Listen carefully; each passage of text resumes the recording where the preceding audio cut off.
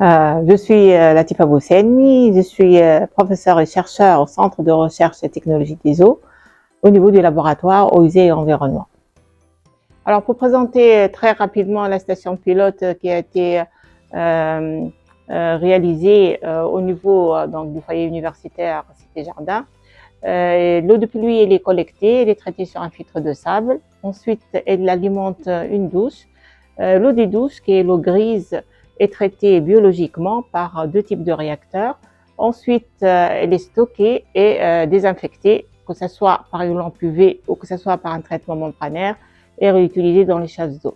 Enfin, l'eau qui provient des chasses d'eau, qui est l'eau noire, elle est traitée par une fosse septique et ensuite une succession de zones humides construites. Et l'eau est utilisée pour irriguer donc un jardin de plantes aromatiques en collaboration avec l'Institut national agronomique de Tunis où l'ensemble du projet est situé.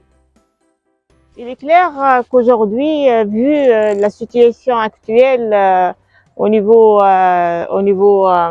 changement climatique et aussi au niveau ce stress hydrique, au niveau donc de la limitation de la ressource, qu'il faut passer à une vitesse supérieure.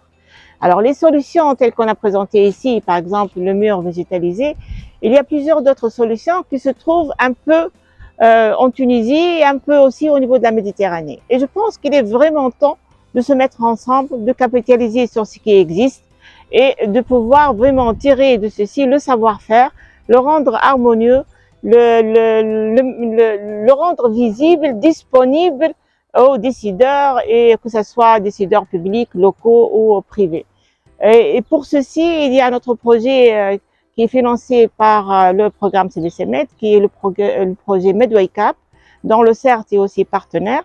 Et ce projet permet de capitaliser sur tout ce qui existe, de façon à prendre en charge le challenge de cette harmonisation donc du savoir et de le mettre à disposition, mais aussi le challenge de savoir travailler tous ensemble pour répondre à cette menace climatique et à cette limitation des ressources en eau. Aussi, nous devons aussi travailler ensemble pour intégrer des solutions dans leur contexte technique, mais aussi dans leur contexte social, environnemental, mais surtout économique pour leur durabilité et surtout leur implémentation réelle.